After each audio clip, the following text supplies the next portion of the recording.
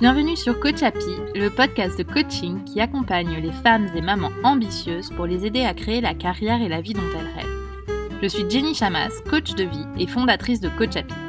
Les informations que je partage ici sont disponibles sur mon site coachhappy.com. Si vous aimez ce podcast, abonnez-vous sur la plateforme de votre choix. Un nouvel épisode est disponible tous les mardis. Vous aimeriez que je traite d'un sujet en particulier dans le podcast ? Ou vous avez des questions auxquelles vous aimeriez que je réponde ? Laissez-moi un avis 5 étoiles sur iTunes et je vous promets de revenir vers vous dans un prochain épisode. 3 conditions pour que ça marche. 1. Être sur iTunes. 2. Noter le podcast 5 étoiles. Et 3. Écrire un avis, toujours sur iTunes. Dans l'avis, vous pouvez indiquer le sujet ou la question que vous avez. J'ai hâte de vous lire.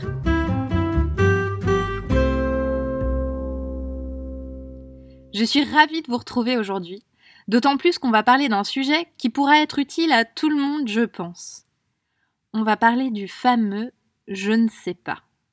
Cette phrase me fait penser à mon fils, Charlie, quand on vivait en Corée et qu'il allait à l'école en anglais.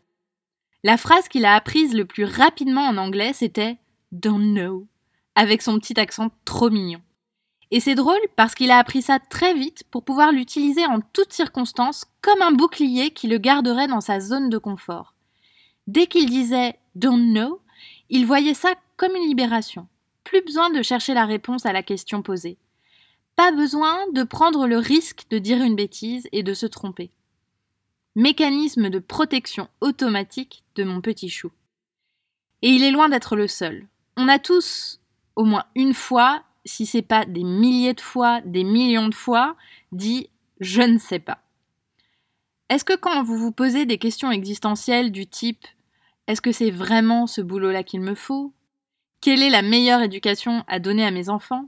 Ou tout simplement « que choisir entre le pull vert et le pull rouge ?» Est-ce que vous vous dites « mais bien sûr, je sais, pas de souci, donne-moi 2 minutes et je te règle ça ?» Non. Bien souvent, la réponse qui vient par défaut, c'est « oh, je ne sais pas ». En fait, il y a plusieurs types de « je ne sais pas », parce qu'il y a plusieurs types de questions et de réponses. Il y a des questions auxquelles les réponses peuvent être exactes. Le résultat d'une multiplication, la température aujourd'hui, où se trouvent vos clés. Et il y a des questions auxquelles il n'y a pas de réponse exacte possible. Quelle est la meilleure politique pour notre pays ? Quel est le mode de garde le plus adapté pour nos enfants ? Quel est le métier ou le partenaire qui nous correspond le plus ? Dans le premier cas, quand on ne sait pas, c'est facile. On cherche la réponse avec l'aide de quelqu'un, Wikipédia et autres. Mais dans le second cas, le « je ne sais pas » reste bien souvent en suspens. Et c'est de ce « je ne sais pas » là dont j'aimerais parler aujourd'hui.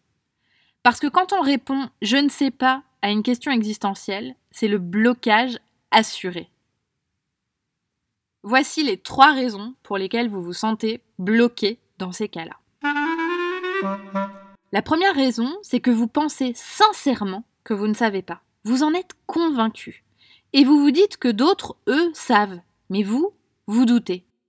Or, s'il n'y a pas de réponse exacte à une question existentielle, personne ne sait vraiment. Ou alors, tout le monde sait un peu. Ce n'est pas une vérité immuable que vous ne savez pas. Ce n'est pas un fait que vous ne savez pas.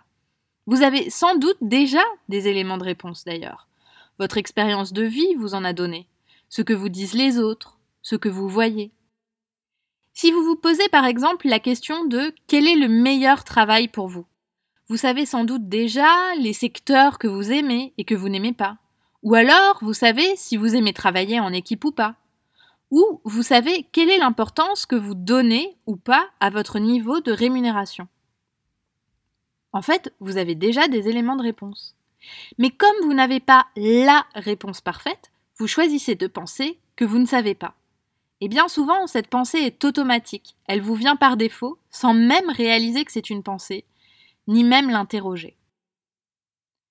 Deuxième point, c'est un problème parce que cette pensée qui vous vient par défaut est une pensée limitante.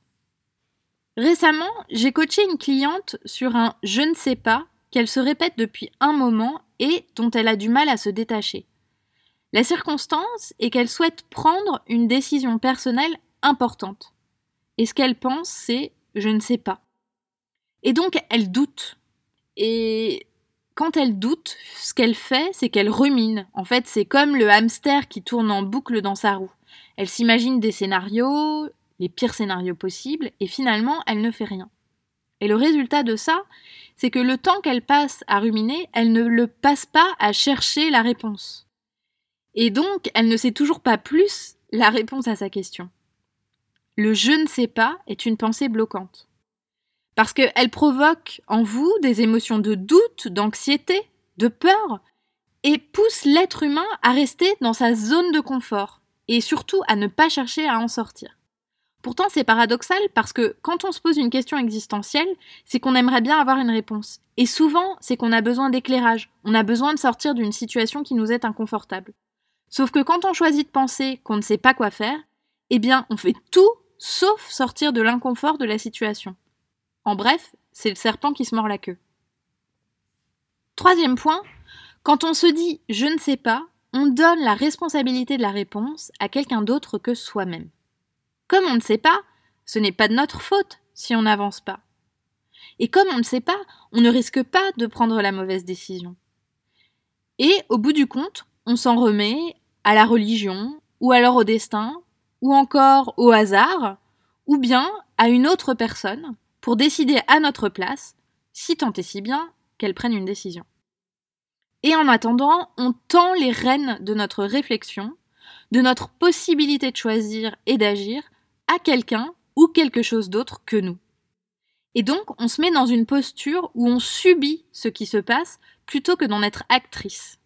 Ce qui a des conséquences néfastes sur l'estime de vous-même et la confiance en vous. Et en général, quand c'est le cas, vous avez l'impression de passer à côté de quelque chose, d'avoir cette intuition-là sans pour autant décider.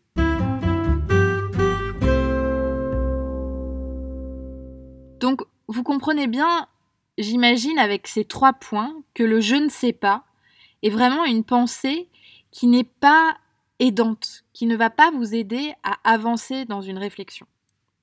Alors vous allez me demander, comment savoir ce que vous ne savez pas ? Eh bien, la première chose que je vous conseille, c'est de sortir de cette pensée en boucle en prenant conscience que c'est juste votre cerveau qui vous joue des tours. Le « je ne sais pas », c'est une pensée, c'est tout. Si vous prenez de la distance avec ces pensées, si vous vous dites qu'elle n'est pas vraie, si vous vous dites que c'est juste votre cerveau qui aime se répéter cette phrase, ça va vous aider à prendre de la distance. Et vous le connaissez, votre cerveau. Ce qu'il veut, c'est avant tout vous protéger du danger et de l'inconfort. Donc, il essaye naturellement de vous garder bien au chaud. C'est un mécanisme humain. La deuxième chose, pour savoir ce que vous ne savez pas, c'est de vous mettre en action. Quand on ne sait pas, ou quand on ne sait pas tout, le meilleur moyen de savoir, c'est de demander à des gens qui savent, c'est de tester de nouvelles façons de faire, et c'est de sortir de votre mode de protection. Agissez, petit pas par petit pas, beaucoup, sans vous arrêter, jusqu'à ce que la réponse devienne de plus en plus claire. Et surtout, soyez votre meilleur soutien. Engagez-vous à ne plus accepter un « je ne sais pas » de votre part. Cette semaine, voici l'exercice que je vous propose.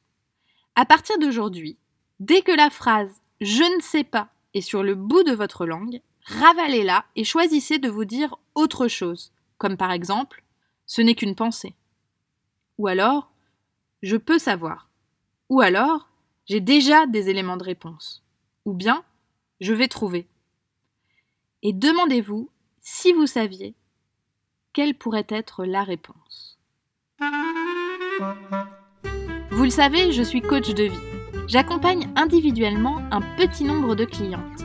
Si c'est quelque chose qui vous intéresse, je vous propose une conversation gratuite pour explorer votre problématique et le travail qu'on pourrait faire ensemble. Vous n'avez besoin de rien d'autre que l'envie d'évoluer et de dépasser vos blocages. Le reste, on en parle en toute bienveillance. Je n'ouvre mon agenda que pour 2 sessions de découverte par semaine. Alors si vous êtes intéressé, n'attendez pas. Réservez sur mon site coachhappy.com ou cliquez sur le lien dans les notes de cet épisode.